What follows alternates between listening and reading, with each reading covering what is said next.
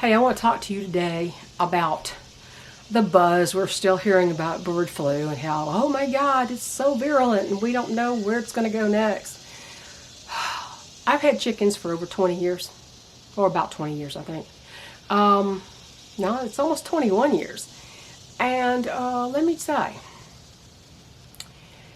bird flu scares have happened every year that I can remember since I got chickens. Every year. I always tell people to practice good biosecurity. I'm not scared about the bird flu. My chickens, none of my chicken flocks ever had a contagious illness. And there's several reasons for that. Now, because you can't see a germ, you can't always avoid them. However, you can very much mitigate the risk of your chickens becoming sick. Well, first of all, there's one thing you can't do anything about, and that's genetics.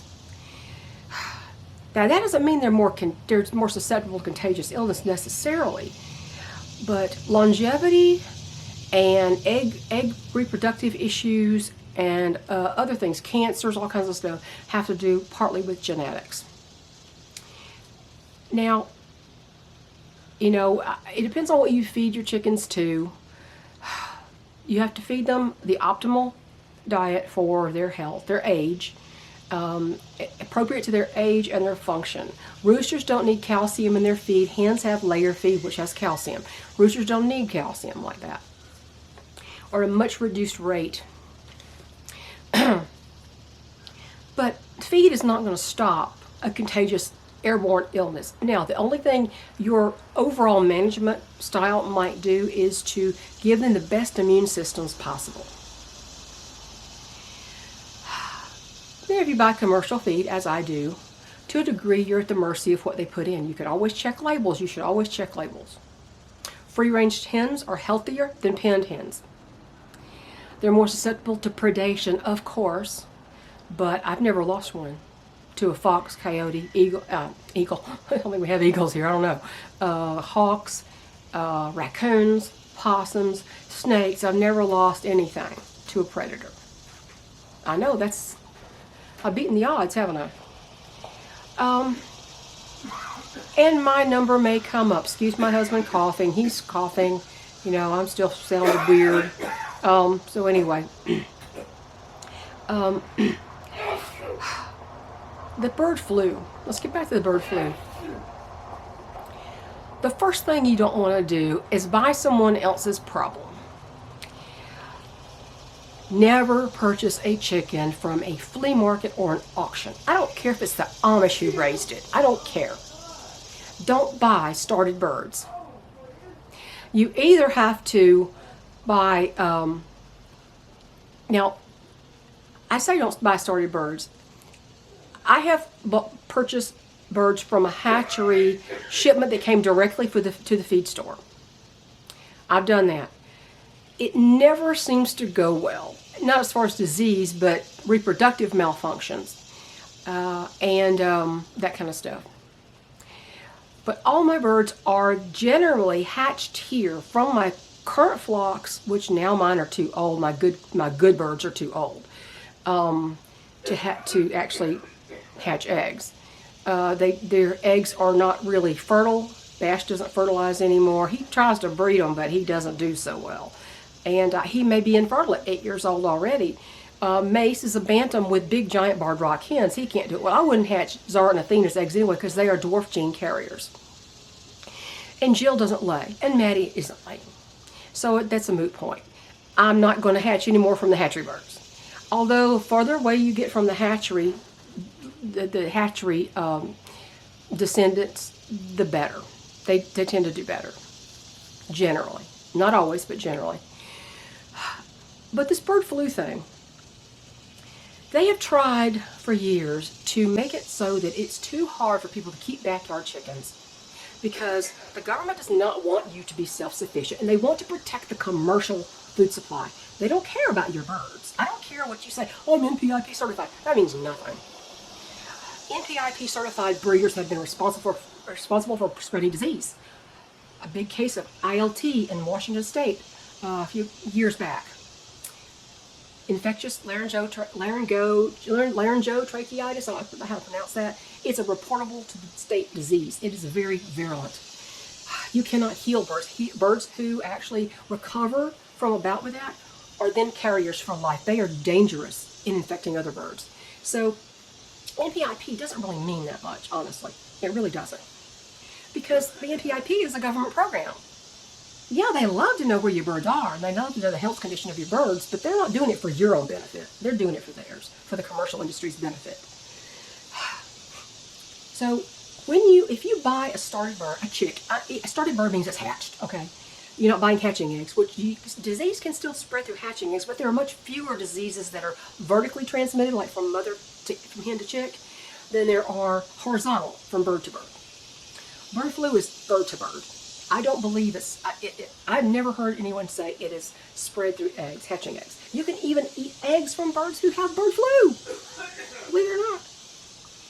Now, I would definitely not want to have any birds in my flock that were sick, contagiously sick. And this is where personal responsibility comes in.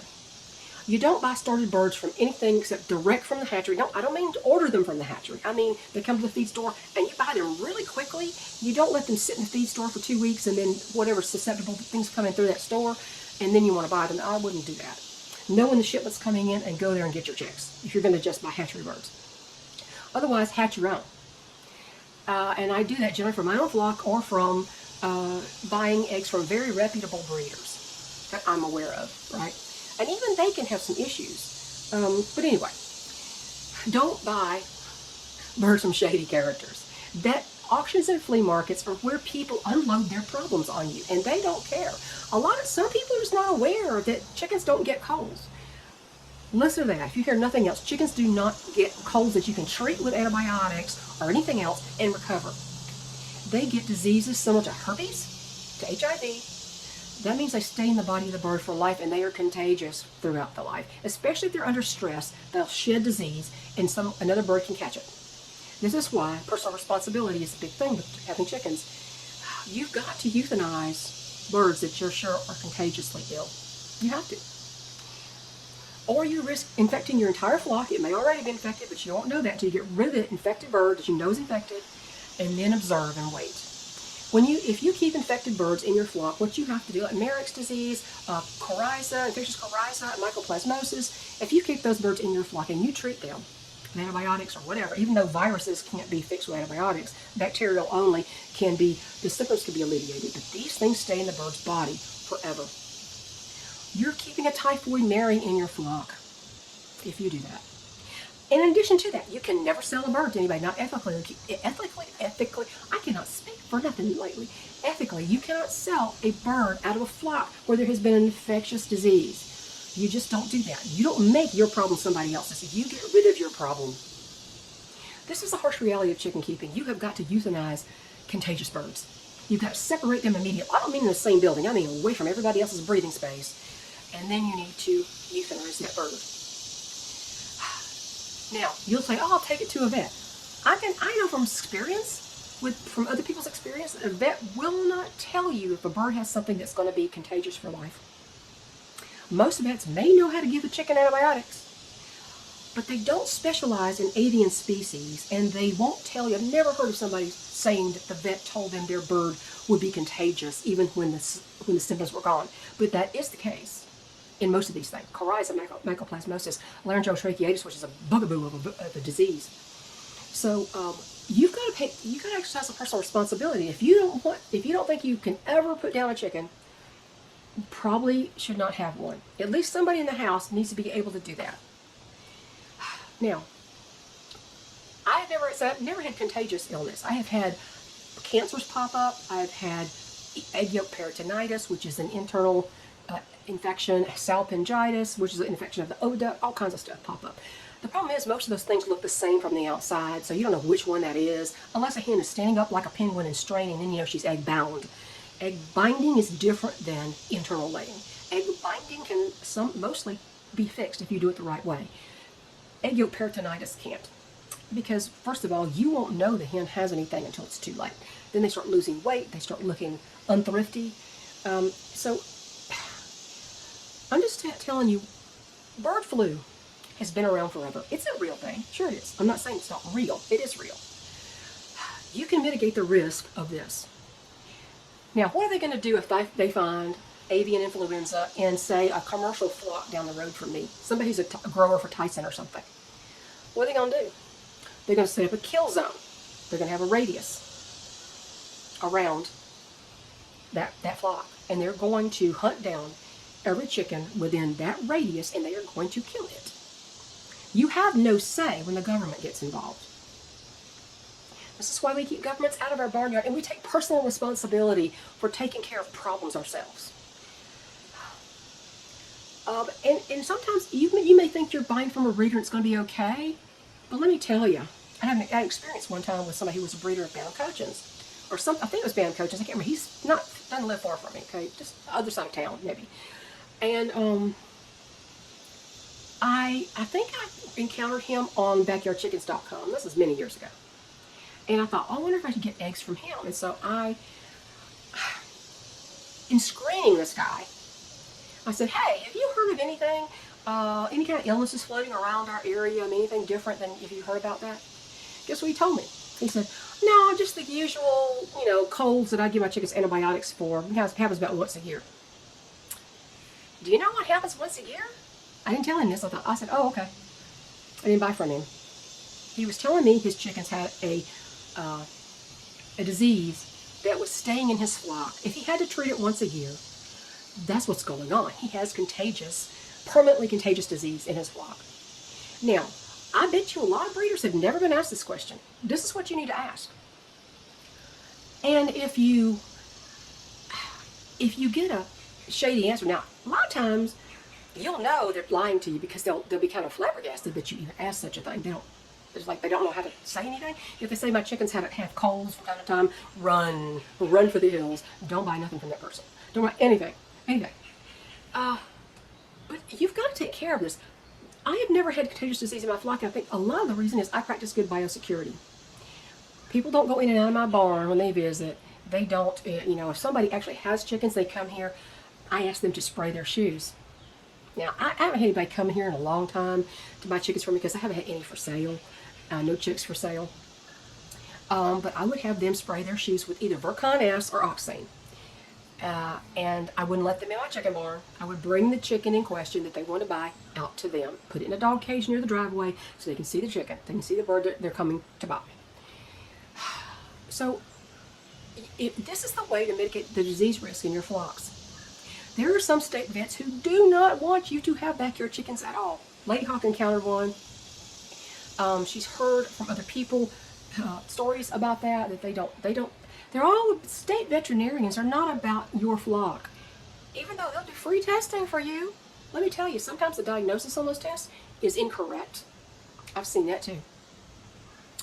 And it was a devastating mistake to say a bird has something that is contagious and permanent when it doesn't. When they have not really done the test right, or they've really not examined tissues or anything. They just see certain things, they go, yep, that's what it is. No, labs will do that to you, especially the state labs, because they're not about you, they're about the commercial flocks. That's what they're there for. That's what NPIP is for. Even though they may require it if you show chickens. I knew a woman who, she's a friend of Lady Hawks and mine, that she used to go to shows all the time with little Bantam Cochins. And when she got back, you know what she did? She immediately put them on antibiotics the minute they got home. Like some preventative measure. Well, that's not going to do anything for a virus. So that's not a good protocol to do. That was her protocol. My protocol is I don't go to those things. We don't go take no chickens to shows. And if I would go to a chicken show, I would sure as heck take off my clothes when I got home. I would disinfect my shoes big time because I walked through that chicken barn. You don't know. So this is extremely important for people who have chickens and don't know this, or people who don't have chickens yet and need to know this. Is bird flu a threat? Well, you know who's most at threat from bird flu and other contagious illnesses? Commercial flocks. No vaccine can fix a bird. No vaccine can prevent that kind of disease. Even the Merrick's vaccination is leaky. It does not prevent Merrick's. It only prevents the symptoms of it, which means it masks symptoms so you don't know your bird is a carrier of Merrick's disease. And the vaccinations that are available to the consumer are not the same as the ones that the hatcheries have. You know, hatcheries will say they want you vaccinated for Merrick's, and I don't want them for that. So, and there are very good reasons for that. Compare it to the the last few years and the jungle juice that they tried to push on everybody. It doesn't prevent, it doesn't fix, and it has its own problems. So, vaccination, nobody can get glowing health, animal or person, through vaccinations and adulterated fake foods and this and that. So I'm trying to see if I can rope this in and bring it in a little bit. Just take my word for it. Don't buy started birds. Don't even buy them from your best friend. I have only had 2 birds in the entire time I've owned chickens come here that were already not grown, but they were already weeks old. One was my first rooster, who was 10 months old, same age as our flock. He didn't have anything contagious, but he did have lice, a big case of lice. He had Favis, which is a fungal infection of the comb and wattles. It puts this white film on it. I fixed that. You can fix that with antifungal creams and all that. And he was malnourished from being fed only corn. And he was not white and black barred. He was yellow, gold, and black barred. Once I got the corn out of his diet, all that nasty color went away, and he turned the proper color again. Good nutrition can fix some things, but because he didn't have anything contagious and permanent, he was not a threat to the flock after the 5 weeks of quarantine and worming him and treating his lice. If you do buy something, if you ignore all my advice and you buy some started bird from somebody, and even if you ask the right questions and they just lie to you or they're too ignorant to understand the truth of the matter, quarantine it. And I don't mean for a week, and I don't mean in the same building with your birds. I mean away from their airspace, away from their breathing space. My first rooster was quarantined in a dog cage in the basement for 5 weeks. I had another dog cage up on the deck, and I would sometimes bring him out on the deck to get sunshine and fresh air. But he lived down there. He lived in that for 5 weeks until I gave him, I figured he had a clean bill of health. And, you know, the thing is, sometimes it takes a long time for a disease to show itself. Even if you quarantine, say you quarantine for 2 weeks, well, it's incubating, or it's in his body, and he's not stressed because maybe he's got a better situation at your house than he had before, she had before, and they're not under stress. And so their symptoms don't come out. But you put them in your flock, and boom, your entire flock is sick. I would say 5-6 weeks is probably minimum. Make sure they get fresh air. Make sure they get some sunshine if they can. But keep them the heck away from all your flock if you have a flock already. And if your bird that you have purchased, you've taken a gamble and you lost, and it shows up with snotty nose or weepy eyes, you know what your responsibility is, don't you? Can you guess? It's to never put that bird in your flock and to euthanize that bird because he is not curable. Now, people be going, well, you take cold medicine. I'm not an avian species. It's like, I'm not an avian, and colds, we do have colds. Humans do have colds. And they recover from them, and they're not carriers after that. Can't say the same about some things in recent years, but they're not carriers of a cold, a common cold. Chickens don't get common colds. They get things that people identify as colds, which are not. They're more like herpes or AIDS. And they treat them with antibiotics. I say, oh, it's better now. We'll put them in the flock, and everybody's sick. I'm just trying to help you avoid some heartache here. But there's a lot of people who will pawn off their problem on you at an auction or flea market, or even a so-called breeder. You've got to feel out these people, and you've got to ask the questions. And I would dare say most breeders who are selling chickens, or just people who are propagating hatchery stock in their barnyard and selling some extras, I bet you anything they've never been asked. What have you ever had any contagious disease in your flock? And if you did, what did you do about it? That kind of thing. If they say, like the guy told me, oh, colds, let's treat colds once a year, run for your life. Don't ever purchase anything from him. But if you have an infected bird and you keep them and your whole flock is infected, you got to be very careful. You can never sell a bird ethically. You can't sell anything from that bird. You also have to be careful of your clothes and your shoes and tracking disease from here to there. You should be careful going into a feed store. and spraying your shoes when you come out, because other people have been through their chicken yards and their chickens were infected with something, and they walk through a feed store and you walk on top of their journey shoe imprints, and then you've tracked it back to your house. So, yeah, all this sounds really complicated. It's not really that complicated. You just have to practice decent biosecurity. You have to feed them proper food. And it doesn't have to be a $50 bag of food. I mean, I know a lot of bags are getting pretty expensive, but it doesn't have to be a $50 bag of food. But it has to be something that has at least a protein level of 16 to 18.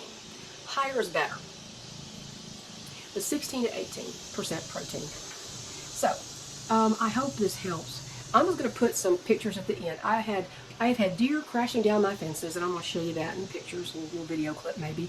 And Luna, she's blind in one eye, and when she got closing, and now it's kind of swollen, and she's been getting terramycin ointment in her eye every day. And at first it started to have a white film over the eye, and that film is gone. So I don't know if it was. I think what happened is I think she got an injury in her eye, and I pecked by a dirty beak or something by somebody else. And I think she got an infection in there. And the problem is, in a chicken's eye, especially a little bantam chicken, that infection is very close to the brain. So I don't know if she's going to make it or not. At a certain point, I may have to make the hard decision for her. I'm trying to give the antibiotics. I've given her antibiotic in blueberries, so that it's hard to get her to eat them. She's not really paying attention to even blueberries now, so that tells me she feels terrible. But give her I think it's amoxicillin in the blueberries, and I can't put duramycin in her water because she's not drinking that much. So I got the powder out of the capsule and put it in the blueberries, and so I'm hitting it from the inside. I was hitting it from the outside with the terramycin eye ointment, with the terracin ophthalmic gel and all that. And of course, she wants to rub it off. She doesn't like the feel of it, but a lot of it's getting into her eye. Her eye itself looks better, but it's obvious she has an upside out of that eye now. I don't know what caused it, but I'm pretty sure it was an injury. But who knows, Nobody else has the problem, just her, that one eye. And I think it was an injury. I've seen eye injuries plenty. I mean, Atlas had an eye injury. He scratched his cornea one time, and from then on he would squint in that one eye. He'd always be squinting on his right side. My big Orpington Dusty had an eye injury, and I kept trying to, she had a comb that she tore on the fence so it would flop in one eye, and she was getting dirt thrown in her eye all the time. I had to keep that eye lubricated. So I've had plenty of eye injuries. I mean, the way they live, you think they get them more often. But that's the big case there. My new roses that my son bought, that were a gift from his neighbor, they're getting new growth on them. So they're liking where they're living. And my son sent me some special rose feed, and they've gotten that. So they're putting off new growth, so I'm very happy about that one. I've sprayed the spray that's supposed to kill or deter worms and caterpillars, hornworms and such, on the tomato plants. I've got peppers growing, which are, I think the ones that they actually have the peppers are the Color Bell mix. The others I have are Cubanelles. So I don't think they have pepper on there yet. They've got blooms though. So I'm getting that. My Parks Whopper tomato that is already red now. It's not much of a Whopper. But man, we're limping along. The deer even got my flower garden though. And they are eating my zinnias. I mean, come on. They left them alone before. Now they're eating them. I'm just going to take the fence down and forget it. I'm done with that. But anyway, that's what's going on here. I don't know if I've forgotten anything. It's steamy out here. It's getting warm out here. We're heading into a heat wave. Way hotter than normal for the next few days. Hotter than we normally ever get, even one time in the summer. So I'm not looking forward to that. And I give ice. I chop up ice. I use those big yogurt containers that I keep plain yogurt in for the chickens. And I empty those and clean them. Anyway, I freeze water in those.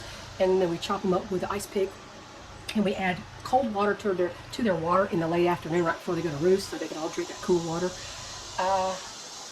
So let's see. Oh, who's laying? 9-year-old Athena and Zara are both laying, and 8-year-old Brandy is laying. I've got a couple. All 3 of my Easter eggers are laying, just not every day. And 2 or 3 of the bantams, 3 or 4. No, it's more than that. It's probably 4 or 5 of the bantam hens are laying. But not every day. So I don't have a regular supply of eggs at this point in time. And once one pen is emptied out, I think I'm going to have to figure out how to get me in some new stock. I'm not looking forward to that because I don't want to have I don't want to add to my work. I want to replace this work with this work. I don't want to do it now. I have too many groups already. And you saw the picture of the rat. Oh my God, that was a big rat. And boy, he had a bad day. I think it was the only one. Because it's been months since the other one, I caught the other one. That took a long time to catch him. But this one, he got caught in one trap and flipped and fell into the other trap. So he got 2 of them on it. Those snap traps from Tomcat, those are excellent. I put in a little, it's a little green gel. It's supposed to be a mouse attractant in the little cup that's inside. But I also put a couple of grains of chicken feed, which is what they really like. And they go in there and they can't resist it, and then boom. So I highly recommend those big Tomcat rat traps. They're excellent. It ain't gonna get out of there. So the only way it's gonna get out of there is say if that snapped on its tail and then the tail got cut off, and then it might escape. And there'll be blood everywhere, I'm sure. But I'm gonna go. It's been quite a ways, about 28 minutes. So I didn't want to do all that. But if I have any, oh, my quilt. I finished my quilt. So I'll put some of these pictures at the end for you, and I hope you enjoy them. And this year, this ain't a good garden year at all. Let me tell you, it's a bad one. But you know, we'll get through it, and we'll have another good year. My peaches are doing great too. Put some pictures of that up there.